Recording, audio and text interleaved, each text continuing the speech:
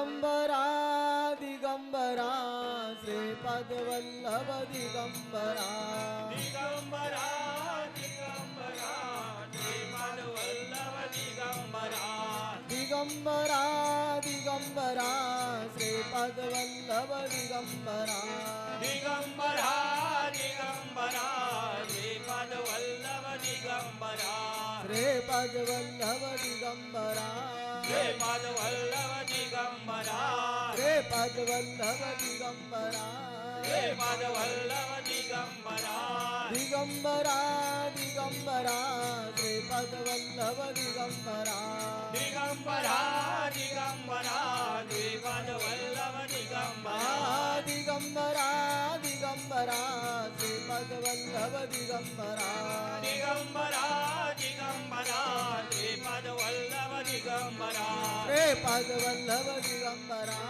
श्रीपदवल्लभ दिगंबरा श्रीपदवल्लभ दिगंबरा श्रीपदवल्लभ दिगंबरा दिगंबरा दिगंबरा श्रीपदवल्लभ दिगंबरा दिगंबरा दिगंबरा श्रीपदवल्लभ दिगंबरा दिगंबरा दिगंबरा श्रीपदवल्लभ दिगंबरा दिगंबरा दिगंबरा श्रीपदवल्लभ दिगंबरा श्रीपदवल्लभ दिगंबरा श्रीपदवल्लभ दिगंबरा श्रीपदवल्लभ दिगंबरा श्रीपदवल्लभ दिगंबरा दिगंबरा दिगंबरा श्रीपदवल्लभ दिगंबरा दिगंबरा दिगंबरा श्रीपदवल्लभ दिगंबरा दिगंबरा दिगंबरा श्रीपदवल्लभ दिगंबरा दिगंबरा दिगंबरा श्रीपदवल्लभ दिगंबरा श्रीपदवल्लभ दिगंबरा श्रीपदवल्लभ दिगंबरा श्रीपदवल्लभ दिगंबरा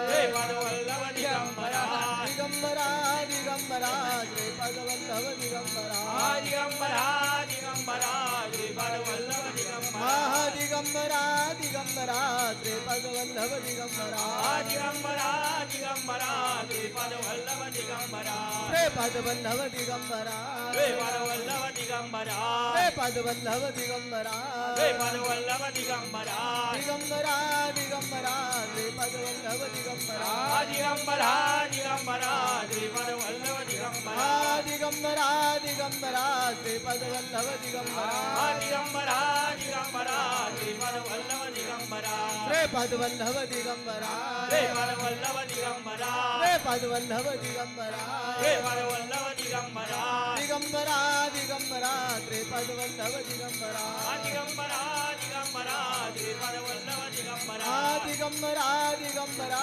श्रीपदवल्लभ दिगंबरा दिगंबरा दिगंबरा श्रीपदवल्लभ दिगंबरा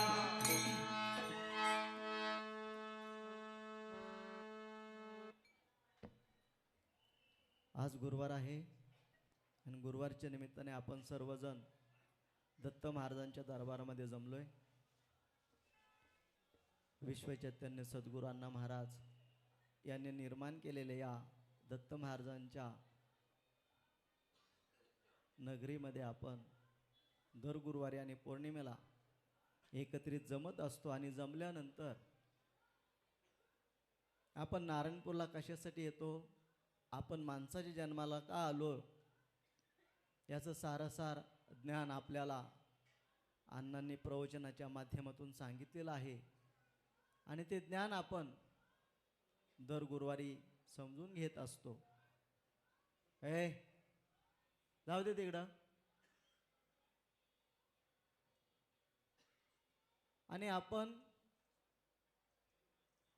या माणसाच्या जन्माला का आलोय याचं ज्ञान आपल्याला अण्णांनी प्रवचनाच्या माध्यमातून वारंवार सांगितलेलं आहे आणि ते आपण समजून घेतलेलं आहे. आणि त्या पद्धतीने आपण आपल्या जीवनामध्ये त्या दिशेने वाटचाल करतोय.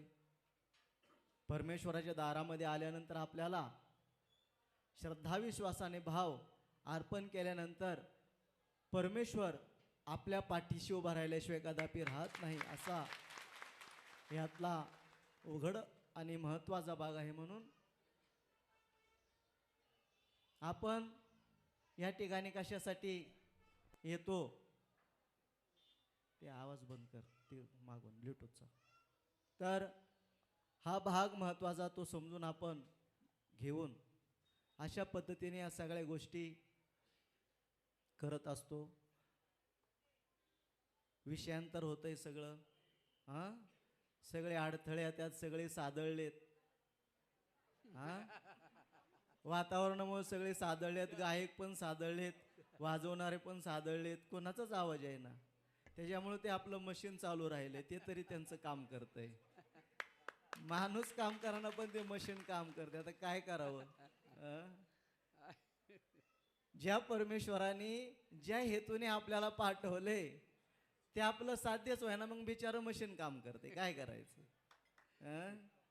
म्हणून समजून घ्यायचंय की आपण याचसाठी जन्माला आलोय आणि याचसाठी नारायणपूर आलो की आपल्याकडून नामस्मरण झालं पाहिजे. मग काहीही समोर असू द्या, ऊन असू द्या, वारा असू द्या, पाऊस असू द्या, काहीही परिस्थिती असू द्या, नामस्मरण हे आपल्याकडून झालंच पाहिजे.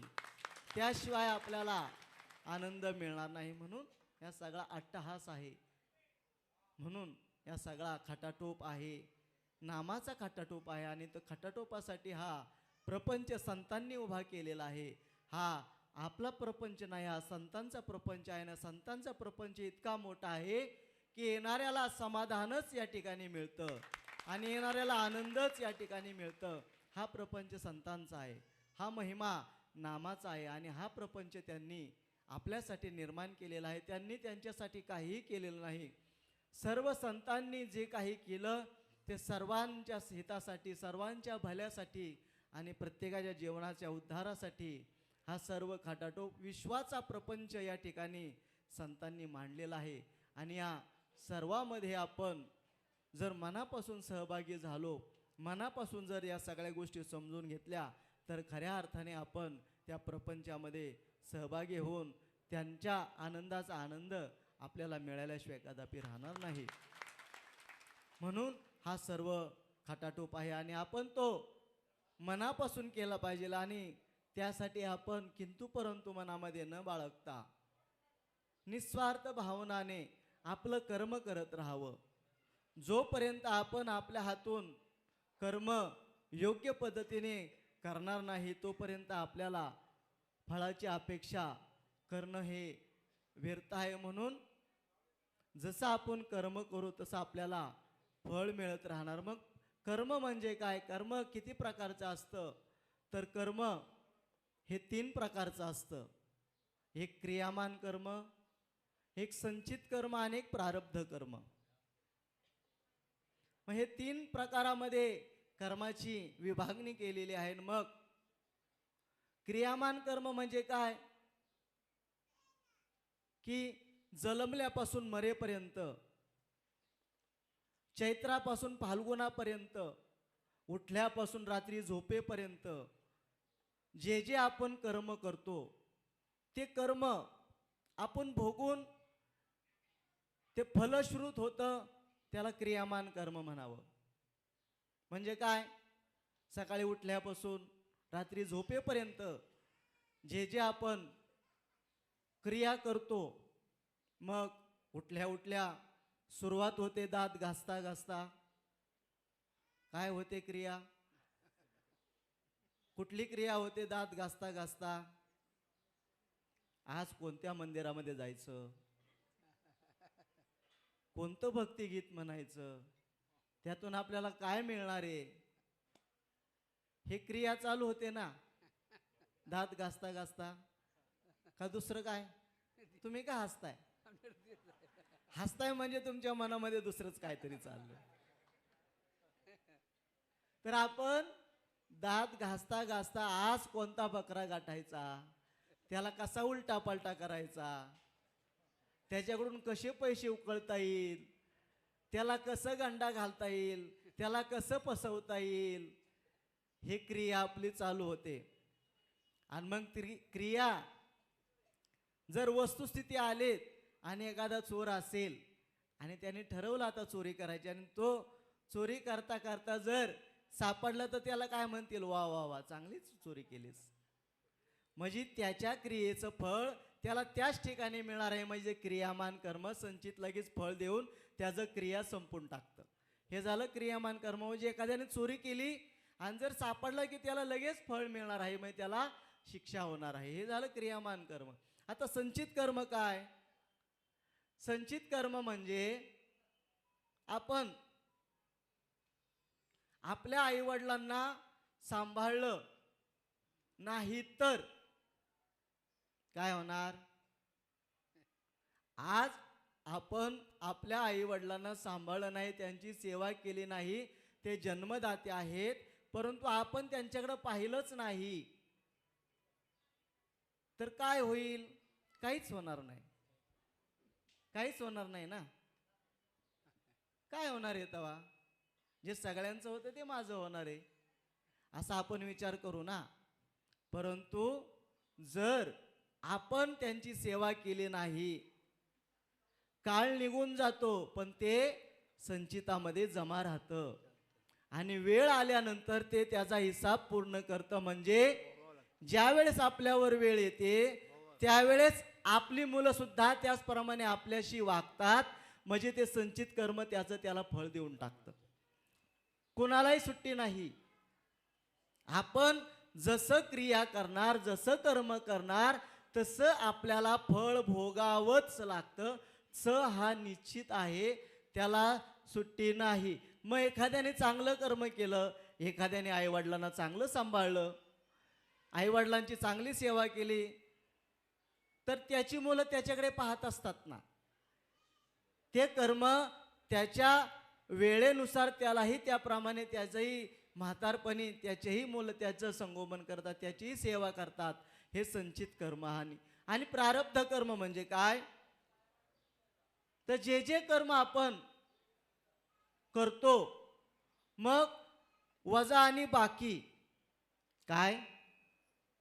वजा आणि बाकी म्हणजे काही कर्म लगेच फळ देऊन संपून जातात, काही संचितामध्ये जमा होतात की ते हळूहळू साठत जातात. दिवसापासून रात्री झोपेपर्यंत जर आपण विचार केला तर ही सर्व कर्म आहेत ना, मग काही कर्म त्याचं फळ देऊन शांत होतात आणि काही कर्म जमा होतात. मग एक दिवसामध्ये 10 कर्म झाले तर आठवड्यामध्ये 100 कर्म होणार, महिन्यामध्ये 300 कर्म होणार. मग असं वर्षानुवर्ष जातात, जन्मोनजन्म जातात. त्या कर्मांचा भला मोठा डोंगर तयार होतो, भला मोठा पर्वत तो तयार होतो. आणि तो पर्वत लगेच संपणार आहे का? भला मोठा पर्वत आहे, तो पर्वत वाढतच जातो पण आपण कमी करत नाही, कारण की ते संचित कर्म साचत जातं. आणि आपण जे जे कर्म करतो, मग चांगलं कर्म असेल तर त्यातून लगेच कर्माचं फळ काही कमी होऊन जातं, काही कर्म संचितामध्ये जमा होतं. मग हे कर्म कशा पद्धतीने पेटेल? आता वेगवेगळ्या मशिनरी आल्यात, मोठमोठे डोंगर एका महिन्यामध्ये सगळे सपाट होत आहेत. बॉकलँड मशीन आल्यात, JCB आल्यात, ते सगळं सपाट करतंय. मग त्याच्याकडे तेवढी ताकद आहे. मग हे आपल्याकडे हिमालय एवढे जे कर्माचे डोंगर आपल्या सोबत आहेत, मग ते कशाने नष्ट होणार? आपल्याकडे तेवढे साधनं आहेत का? आपण जर हातामध्ये टिकाव घेतला आणि सुरू केलं आणि मला एका महिन्याच्या आत संपवायचंय माझं कर्माचं संचिताचं फळ, हिमालय एवढा पर्वत, त्याच्याकडे आपली नजर जाऊ शकत नाही. एवढं आपलं प्रारब्ध कर्म आपल्या भोवती आहे, संचितामध्ये साचलेलं आहे आणि त्याला संपवायचंय आपल्याला. मग ते कशाने संपेल? नामस्मरणाचा बुलडोजर त्याच्याजवळ चालवल्याशिवाय ते संपणार नाही. नामाचा बुलडोजर त्याच्यावर चालवला पाहिजे. मग नामाचा बुलडोजर चालवायचा जर असेल तर आपल्याला काय करायला पाहिजे? प्रश्न आहे ना. त्यासाठी काय करावं लागेल? तर त्यासाठी आपलं वर्तमान कर्म आपलं चांगलं ठेवलं पाहिजे. जे क्रियामान कर्म जे आहे ते वर्तमान कर्म म्हणून आपण त्याला, की ते आपलं व्यवस्थित ठेवलं पाहिजे, की बाबा सकाळपासून संध्याकाळपर्यंत मी असं ठरवेल की माझ्याकडून कुणाला त्रास होणार नाही, मी चुकीचा वागणार नाही, माझ्याकडून एखाद्याला त्रास होईल असं कोण वागणार नाही, मी परिस्थितीकडे वाईट नजरेने पाहणार नाही, मी चोरी करणार नाही, मी खोटं बोलणार नाही. हे सगळं कर्म आपण जर व्यवस्थित केलं तर आपल्या संचितामध्ये जमा होणार नाही ना. पण आपण जर खोटं बोललो, लबाडी केली, एखाद्याला जर गंडवलं, तर हे सगळं आपल्या संचितामध्ये जमा होणार आहे ना. काही एखादं फळ ते देऊन संपून जाईल, पण एखादी गोष्ट अशी असते की ती संचितामध्ये जमा होत जाते. मग त्याला संपवायचं जर असेल तर या सगळ्या गोष्टी आपल्याला कराव्या लागतील. मग येतं प्रारब्ध कर्म. अंतिम कर्म प्रारब्ध कर्म, की प्रारब्ध कर्म म्हणजे काय? मी एवढं सगळं करतोय, मी दर गुरुवारी नारायणपूरला जातोय, 24 तास परमेश्वराचं नामस्मरण करतोय, नको ते करतोय, पण माझ्या बाबतीत असं का? माझ्या बाबतीत गरिबी का? माझ्याच वाट्याला दुःख का? हा प्रश्न प्रत्येकाला येतो. मी काहीच करत नाही, मी व्यसनामध्ये राहतोय, नको त्या गोष्टी करतोय, पण माझं सगळं व्यवस्थित आहे. हे का? तर ते आहे प्रारब्ध कर्म. ते प्रारब्ध कर्म आपल्या बरोबर आहे. मग हे कशावरून? तर जोपर्यंत आपण परमेश्वराचं नाम घेतोय, आपण मागं उदाहरण त्याचं सांगितलं होतं, गव्हाचं आणि बाजरीचं उदाहरण आपण मागच्या वेळेस दिलं होतं, सर्वांच्या लक्षात असेल की एक शेतकरी असतो आणि शेतकरी त्याच्या शेतामध्ये 2 पीक घेतो, एक बाजरीचं आणि एक गव्हाचं. गव्हाचं पीक 3 महिन्यामध्ये येतंय आणि बाजरीच्या पिकाला 4 महिने लागतायत.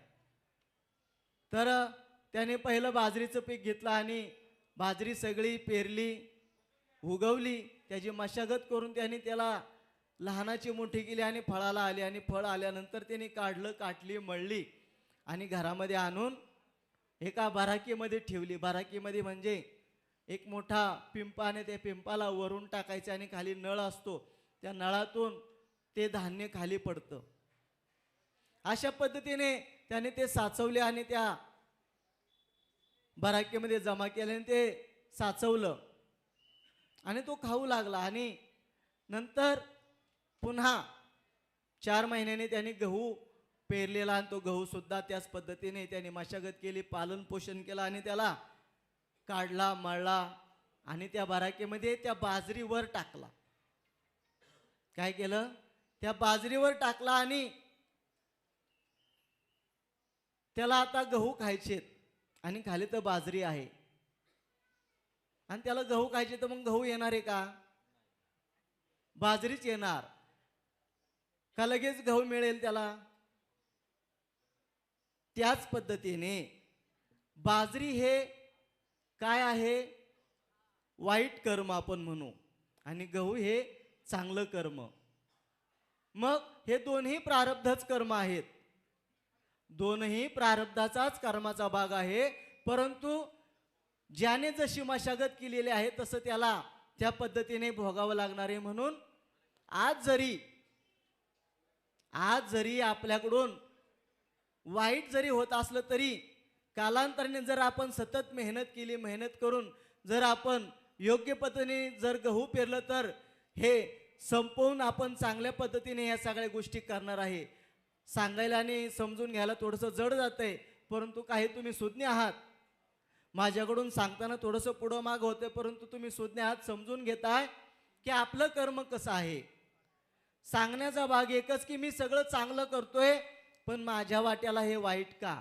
तर त्या बाजरीप्रमाणे जे आपण केलेले आहे ते साचलेलं आहे, ते प्रारब्ध कर्म आहे, ते आपल्याला भोगावंच लागणार आहे ना. मग ह्या बाजरीप्रमाणे जोपर्यंत संपत नाही तोपर्यंत आपल्याला ते भोगावंच लागणार आहे. त्याच्यामध्ये आपल्याला सुट्टी होणार नाही. परंतु ज्या पद्धतीने बाजरीवर जर आपण चांगलं कर्म केलं, म्हणजे गहू आपण त्याच्यामध्ये टाकलं, तर ते आपल्याला पुढे एक ना एक दिवस आपल्याला मिळणारच आहे ना. म्हणून आपण त्या क्षणाची आपण वाट पाहावी लागते. त्या क्षणापर्यंत आपण थांबावं लागतं आणि थांबून सतत मेहनत करून, सतत चांगलं कर्म करून आपण परमेश्वराचं नामस्मरण करावं, गहू पेरावे आणि गहूच्या माध्यमातून ते आपण बाजरीवर टाकलं तर त्या पद्धतीने आपल्याला सगळ्या गोष्टी हाताला येणार आहेत. म्हणून या सगळ्या गोष्टी समजून घेतल्या पाहिजेत की आपल्याला हे प्रारब्ध कर्म हे फळ भोगूनच आपल्यालाही संपवावं लागणार आहे. म्हणून क्रियामान कर्म संचित कर्म आणि प्रारब्ध कर्म हे कुणालाही सोडणार नाही. कोणीही कसाही असू दे त्याला ते सोडणार नाही. त्याचं त्याला फळ ते मिळणारच आहे. मग आपण कशा पद्धतीने सावध व्हावं? कर्म हे कुणालाही सोडणार नाही, परंतु आपण कशा पद्धतीने सावध व्हावं? तर आपण मगाशी सांगितल्याप्रमाणे आपलं कर्म चांगलं असावं, आपली नीतिमत्ता चांगली असावी, आपली भावना सर्वांच्या प्रती चांगली असावी. भले आज माझ्याकडे काही नसू द्या, परंतु मी जर दुसऱ्याचं चांगलं हित चिंतलं, दुसऱ्या जर चांगलं विचार केलं तर परमेश्वर मला उद्या देणारच आहे ना. पण जर आपण एखाद्याबद्दल दुस्वास ठेवला, त्याच्याकडे एवढं पाहून जर आपण अंतःकरणामध्ये जळत राहिलो, दुसऱ्याबद्दल द्वेष करत राहिलो, दुसऱ्याबद्दल दुस्वास करत राहिलो, तर आपल्याला त्याचं प्रारब्ध आपल्याला भोगावंच लागणार आहे ना. म्हणून परमेश्वराच्या दारामध्ये आल्यानंतर आपण आनंदी राहावं, आपण समाधानी राहावं. परमेश्वराला एकच विनंती करावी, हे परमेश्वर आहे दत्त भगवंता, हे सद्गुरू राया, मी तुमच्या दरबारामध्ये आलोय, मला कोणत्याही प्रकारची अपेक्षा नाही, मला कोणत्याही प्रकारची फळाची अपेक्षा नाही, परंतु आमच्याकडून तुमची सेवा करून घ्या. एवढं जर माहित तर परमेश्वर आपल्याला भरभरून दिल्याशिवाय कदापि राहणार नाही. असा यातला महत्वाचा भाग आहे. म्हणून या सगळ्या गोष्टी आपण समजून घ्याव्या, जाणून घ्याव्या आणि त्याप्रमाणे आपलं कर्म करत राहावं. कर्म कुणालाही सोडणार नाही. सांगितल्याप्रमाणे ते पिछा आज ना उद्या ते आपल्याला सोडणार नाही. आज भले आपण फसू, एखादा चोर चोरी करून गेला आणि तो सापडला नाही, पण तो आज ना उद्या तो सापडणारच आहे. त्याला पोलीस पकडूनच आणणार आहेत आणि त्याला शिक्षा करणारच आहेत. कितीही अट्टल जरी असला तरी तो सापडणार म्हणजे सापडणार, कारण की ते क्रियामान कर्म त्याच्या भोवती फिरत असतं, त्याला सोडणार नाही. म्हणून आपण कितीही भक्ती केली, कितीही काही केलं तरी तुम्हाला उद्या त्याचा आनंद मिळणारच आहे. आणि आपण परमेश्वराच्या दारामध्ये किती खोटेपणा केला, कितीही आपण आव आणला, सोंग आणलं, भक्तीचं आव आणला, भक्तीचं सोंग आणलं, तरी ते एक ना एक दिवस आपल्या समोर येणारच आहे ना. म्हणून आपण सावध व्हावं, त्याला समजून घ्यावं, त्याला जाणून घ्यावं. आपण घाबरावं. कुणाला घाबरावं? आपण आपल्या कर्माला घाबरावं. परमेश्वराला घाबरू नका, परमेश्वराला घाबरू नका, परमेश्वराला काही करू नका, परंतु आपण आपल्या कर्माला प्रथमतः घाबरा. परमेश्वर हा तथास्तु म्हणणारा देवता आहेत. परमेश्वर तथास्तु म्हणणारे देवता आहे. ते भेदभाव करत नाहीत. परमेश्वर भेदभाव करत नाही, परंतु भेदभाव होतो आपल्या कर्मामुळे. म्हणून कर्माला आपण घाबरावं, चांगलं कर्म करावं, वाईट कर्म करू नये. चांगलं बोलावं, वाईट बोलू नये. चांगलं कर्म करावं, वाईट कर्म करू नये. वाईट कर्म केलं तर आपल्याला ह्या कर्मानुसार आपल्याला ते सगळं भोगावं लागणार आहे. म्हणून ह्या सगळ्या गोष्टी समजून घ्या. विषय थोडासा जड आहे, विषय थोडासा जड आहे, पण आपण समजून घेतलं तर सोपा आहे. विषय जड आहे पण समजून घेतलं तर सोपा आहे. एकच समजून घ्या, बाकी असं काही डोक्यात ठेवू नका. मी नारायणपूरला जातोय म्हणजे माझ्या हातून योग्यच कर्म मी करणार आहे, हे डोक्यात ठेवा. आणि माझ्या कर्माकडे दत्त महाराज पाहतायत, सद्गुरू अण्णा महाराज माझ्या कर्माकडे, माझ्या कृतीकडे पाहतायत. जरी कोणी नाही पाहिलं तरी ते पाहतायत, ही भीती मनामध्ये ठेवा आणि त्या पद्धतीने आपल्या कर्माची दिशा योग्य पद्धतीने द्या. म्हणजे दत्त महाराज आणि अण्णा महाराज सर्वांचं कल्याण केल्याशिवाय कदापि राहणार नाही. असा यातला महत्त्वाचा भाग आहे, समजून घ्या आणि त्या पद्धतीने आपल्या जीवनाची वाटचाल करा. म्हणजे दत्त महाराज अण्णा महाराज सर्वांना आनंदाचा आनंद दिल्याशिवाय कदापि राहणार नाही. हा भाग समजून घ्या आणि त्या सर्वांनी भजनासाठी सज्ज व्हा. का अजून कर्माच्या विचारामध्येच आहे काय? हा, आजचं जे अन्नदान आहे ते आजच्या गुरुवारचं अन्नदान श्री सतीश दत्तात्रेय गराडे, राहणार धामणे, तालुका मावळ आणि जिल्हा पुणे यांनी आजच्या गुरुवारचं अन्नदान केलेलं आहे. त्यांनी यांना आणि यांच्या कुटुंबियांना दत्तमार सुखाने समृद्ध टाळ्या वाजवून आशीर्वाद द्यायचा आहे.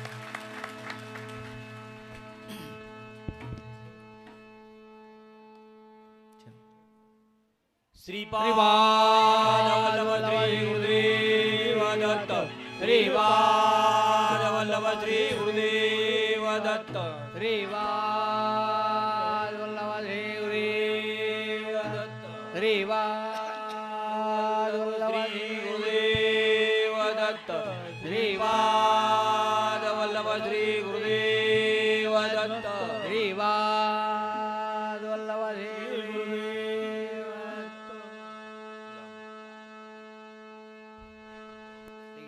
श्रीवाद वल्लभ श्री गुरुदेव दत्त श्रीपाद वल्लभ श्री गुरुदेव दत्त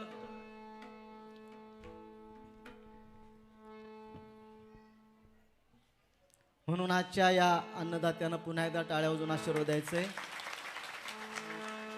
आपण का सांगतो अण्णा नेहमी सांगायचे टाळ्या वाजवा टाळ्या वाजवा, हे पण कर्मच आहे ना. काय अन्नदात्यांनी त्यांचं कर्म केलंय. काय केलंय? आपल्या सर्वांना त्यांनी प्रसाद या ठिकाणी उपलब्ध करून दिलाय. त्यांनी त्यांचं कर्म केलं. आता आपण आपलं खायचं कर्म केलं, पण त्याचं बाकीचं काय? बाकीचं काय? त्याला द्यावं लागतं ना. मग ते कोण देणार? कोण देणार ते? आपण खिशातून 10,000 रुपये त्यांना देणार का 1,000 रुपये देणार? काय करणार?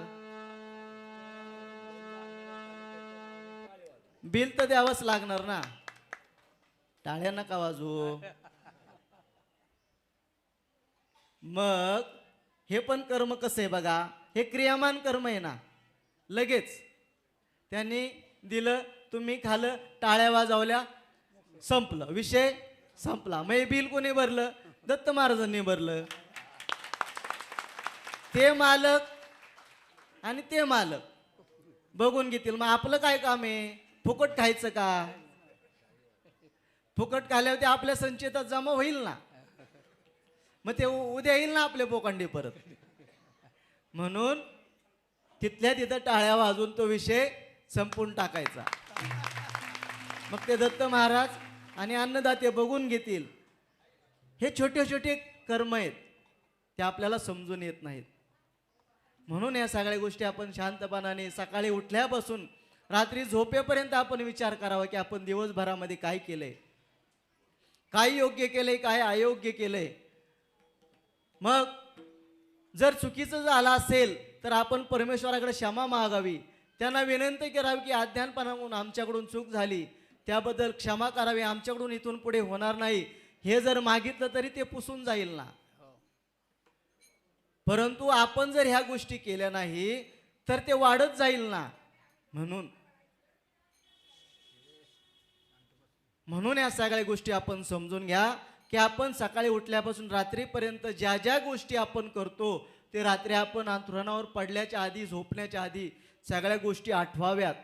आठवल्यानंतर त्या समजून घ्याव्यात की आपल्याकडून काय बरोबर झाले, काय चुकीचं झाले.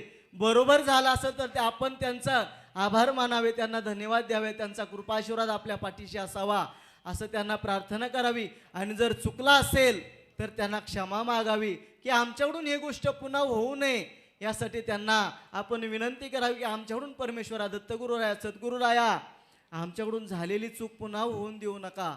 ही प्रार्थना त्यांना करून झोपला तर या सगळ्या गोष्टी तिथे तिथं संपून जातील ना. वाढत जाणारच नाही ना मागं सगळा डोंगर. जर डोंगर वाढवायचा नसेल तर रोजच्या रोज या सगळ्या गोष्टी तिथल्या तिथं संपवल्या पाहिजेत. म्हणून आपण समजून घ्या, सुज्ञपणाने समजून घ्या. नामस्मरणाचा महिमा अगाध आहे. नामस्मरणाच्या माध्यमातून या सगळ्या गोष्टी समजून घ्या आणि त्या पद्धतीने आपल्या सगळ्या रोजच्या ज्या दिनक्रमाच्या ज्या क्रिया आहेत त्या पद्धतीने समजून घ्या आणि त्या पद्धतीने आपल्या जीवनाची वाटचाल करा. म्हणजे खऱ्या अर्थाने या सगळ्या गोष्टी समजून येतील. म्हणून आजच्या गुरुवारचा विषय झाला आणि उद्याची येणारी जी पौर्णिमा आहे ती श्रावण पौर्णिमा म्हणजे नारळी पौर्णिमा आहे. त्या नारळी पौर्णिमेची तारीख आहे 27/8/2026, वार आहे गुरुवार. या दिवशी आपली येणारी पौर्णिमेची तरी यांनी सर्वांनी नोंद घ्या. आणि आपला जो अण्णांनी 4 धाम निर्माण केलेले आहेत त्या धामांपैकी जो पहिलं जे धाम बांधलं मध्य प्रदेशला, त्या मध्य प्रदेशच्या धामाचा वर्धापन दिन जो आहे तो 21 ऑगस्टला आहे. याची सर्वांनी नोंद घ्या. 21 ऑगस्टला आपलं जे दत्तधाम शिवदत्तधाम अण्णांनी निर्माण केलेलं आहे. पहिलं, दुसरं ते केलं कन्याकुमारी, तिसरं कलकत्ता आणि चौथं उत्तराखंड. असं 4 राज्यामध्ये आपण अण्णांनी हे भारत जोडण्याचा जो संकल्प केला तो संकल्प पूर्ण केला. आणि त्यातलंच या पहिल्या दत्तधामाचा वर्धापन दिन हा 21 ऑगस्टला आहे. तरी ज्यांना शक्य होईल त्यांनी त्या ठिकाणी त्याचा आनंद घ्यायचा. ज्यांना जमणार नाही त्यांनी आपल्या जे थेट प्रक्षेपण आहे आपलं नारायणपूरच्या माध्यमातून त्यावरून जरी पाहिलं तरी चालेल. आणि ह्या आनंदाचा आनंद आपण त्यावेळेस घ्यायचा आहे. आणि सर्वांनी आता भजनासाठी सर्वांनी सज्ज राहायचंय.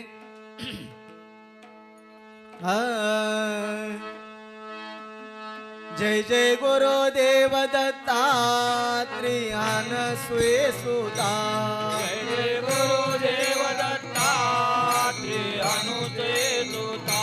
जय जय गुरुदेव दत्तात्रेयान सुता.